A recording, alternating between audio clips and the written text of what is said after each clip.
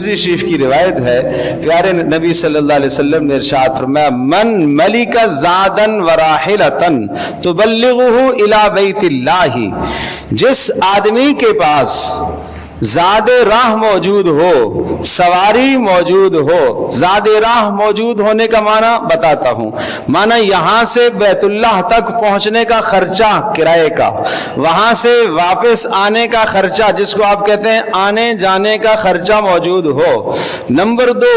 جتنا عرصہ وہاں رہے گا،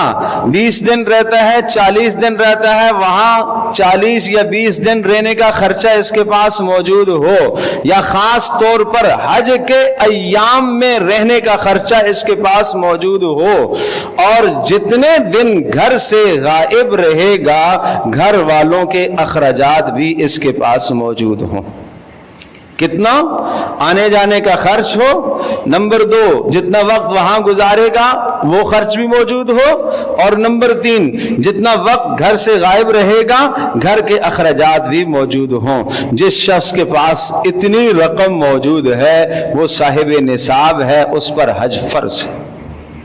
وہ صاحب نصاب ہے، اس پر حج فرض ہے۔ اب رسول اللہ صلی اللہ علیہ وسلم کا ارشاد پاک سنیے، فرمایا جس کے پاس زاد راہ موجود ہے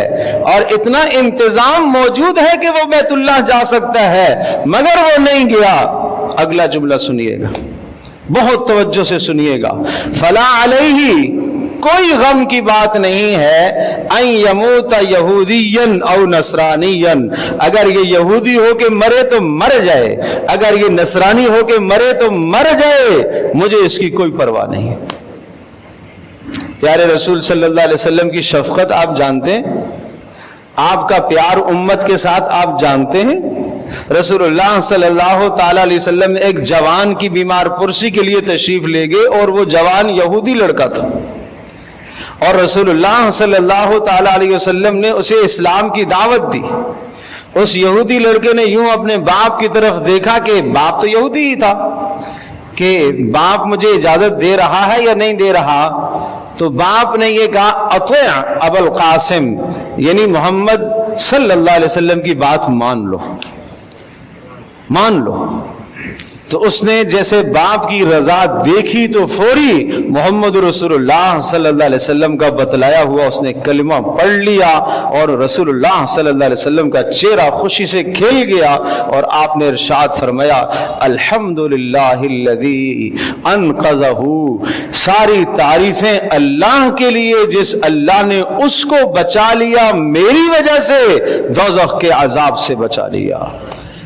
اور یہ کہا اس شخص نے کلمہ پڑھا اور اس کی روح نکل گئی، گویا کہ ایک نماز بھی نہیں پڑھی مگر جنت میں چلا گیا۔ اور ادھر کیا فرما رہے ہیں کہ جو آدمی حج کی استطاعت ہونے کے باوجود حج نہیں کرتا، زندگی میں ایک بار حج آیا ہے پھر بھی وہ نہیں کرتا،